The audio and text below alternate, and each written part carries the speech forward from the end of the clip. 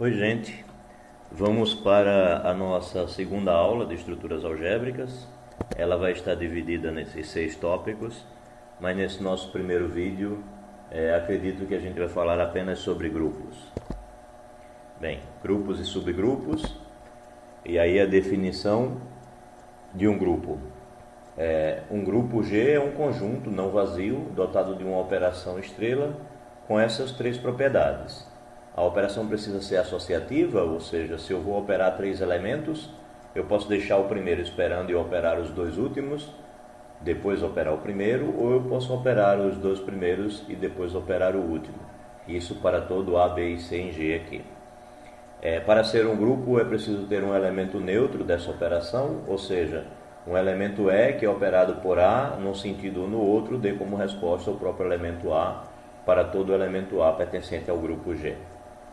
E a existência do inverso, ou seja, se você tem dado um elemento qualquer, dado um elemento A pertencente a G, existe um elemento que a gente aqui está chamando de A-1, poderia chamar de A' ou qualquer coisa assim, tal que A vezes A-1, ou seja, A operado com A-1, é a mesma coisa que A-1 operado com A, que dá como resposta o elemento neutro do grupo G. Se acrescentarmos uma quarta propriedade, a comutatividade, ou seja, a propriedade que diz que A operado com B é igual a B operado com A, esse grupo então é chamado de comutativo ou abeliano. Abeliano é uma homenagem ao matemático Abel, com este nome aqui, Niels Henrik Abel, mais conhecido popularmente apenas como Abel. A nossa notação pode ser simplificada dessa maneira. Ao invés de colocar a estrela, a gente pode colocar simplesmente AB. A gente pode falar do grupo já destacando a sua operação com essa notação, ou pode simplesmente falar do grupo G sem destacar a operação. Bem, 2 propriedades de grupos imediatas, que geralmente são verificadas logo a princípio em todo o livro-texto sobre este conteúdo, são as unicidades. A unicidade do elemento neutro e a unicidade do elemento inverso. Aqui a gente verifica que a unicidade do elemento neutro é verdadeira. A gente supõe que existam 2, o elemento E e o elemento E', e pela definição E' operado com A seria a mesma coisa que E operado com A, que daria como resultado o elemento A para todo A pertencendo a G. Ora, mas aí, sendo assim, a gente tem essa igualdade. A gente sabe que para todo elemento A em G existe o A-1, o elemento oposto, o elemento inverso. Então a gente pode operar à direita dessa igualdade, com o A-1 e já fazer a associação do A e o A-1. Ora, a gente sabe que isso daqui é um elemento neutro, portanto o elemento neutro vezes o E' vai dar o próprio E'. Sendo aqui o elemento neutro também, então operado com E vai dar o próprio E. Então a gente tem E' igual a E. Observe que volta e meia eu estou dizendo vezes. É só uma maneira de me referir à operação estrela. Estou chamando de vezes como se fosse uma multiplicação. Temos também que se você supor que existe x e y, e ambos são elementos inversos de um elemento A qualquer de G, então você teria que o xa, que é igual ao ax, seria igual ao YA, que é igual ao AY, e isso daria como resultado o elemento neutro de G, que a gente já acabou de verificar que é único. Ora, mas se isso acontece, nós teríamos essa igualdade aqui, ó. X é igual a x vezes o elemento neutro, pela definição do elemento neutro, e isso seria igual a x vezes AY, porque AY é o elemento neutro. Aqui a gente usa então a associatividade, muda a posição dos parênteses mais para frente, fica o primeiro parênteses aqui na frente do x e o segundo logo depois do A, e a gente passa a ter xa, mas xa também é o elemento neutro, então eu posso substituir xa pelo elemento neutro, e aí eu tenho elemento neutro vezes y, portanto eu tenho y. Logo essa igualdade mostra que x seria igual a y, e isso prova a unicidade do inverso. Outra propriedade nos diz que o inverso do A-1, ou seja, o A-1 é o próprio A para todo A pertencendo a G. De fato, suponha que Z seja o elemento inverso do A menos 1, ou seja, Z vezes A menos 1 dá o elemento neutro. Então, eu posso simplesmente multiplicar essa igualdade aqui por A à direita. Então eu tenho Z vezes A menos 1 vezes A, onde eu já associei aqui, fazendo a operação primeiro com A menos 1 vezes A, e aqui à direita eu teria E vezes A. Ora, então o resultado dessa igualdade seria A à direita, e à esquerda seria Z, porque aqui é o elemento neutro. E aí eu concluo que o Z de fato é o A. Então, olhando para aqui, eu tenho que A vezes A menos 1 é igual a E. Portanto, o A ele é o inverso do A menos 1, pela definição do inverso. Sendo assim, A menos 1, A menos 1, ou seja, o inverso do A menos 1 é o próprio A. A lei do cancelamento.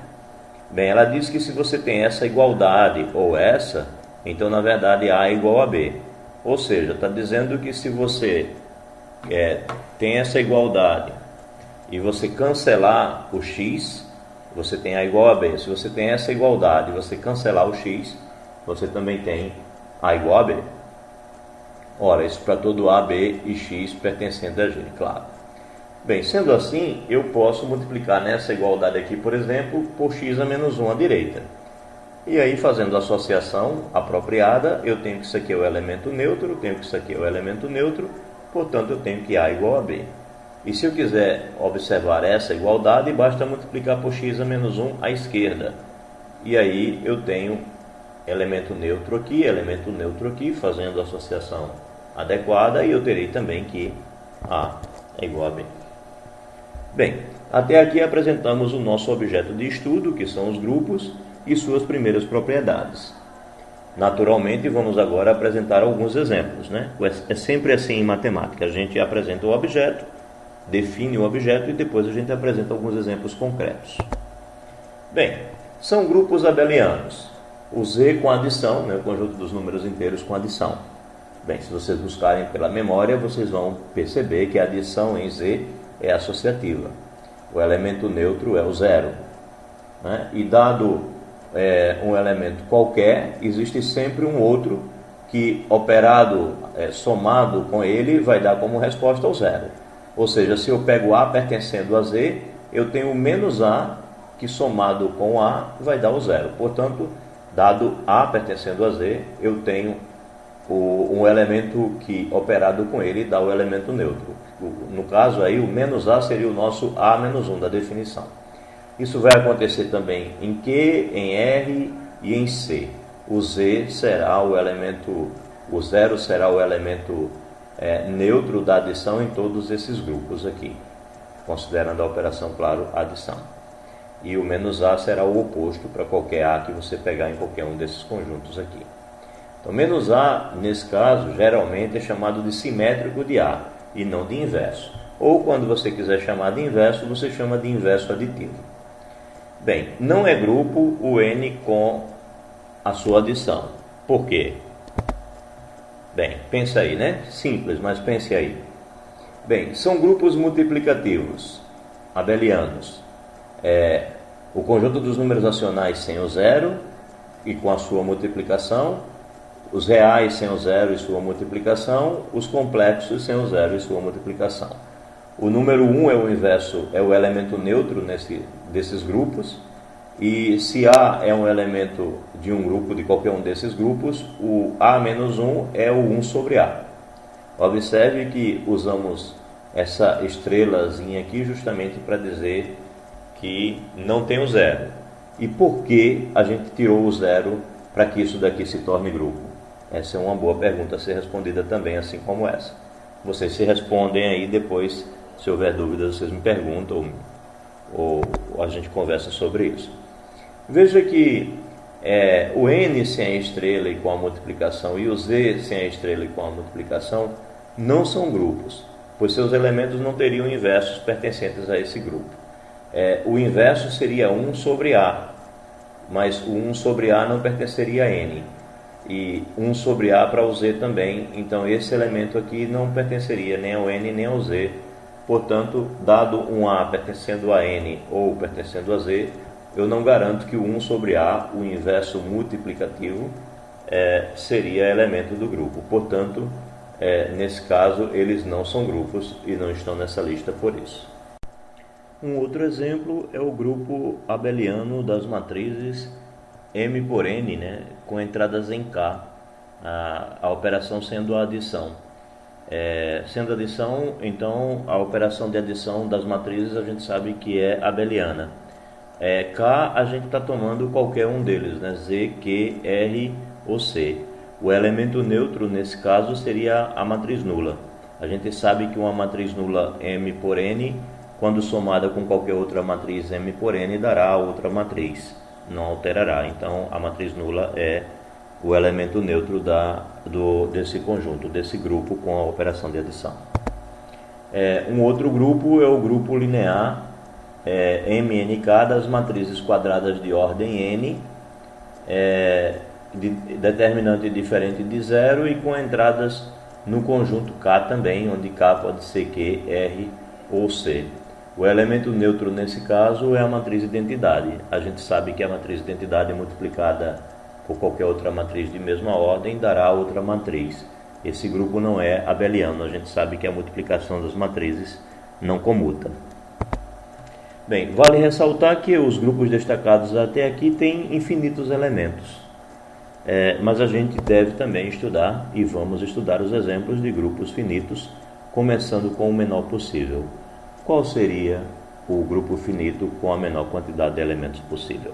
Bem, isso a gente vai fazer a partir do próximo vídeo.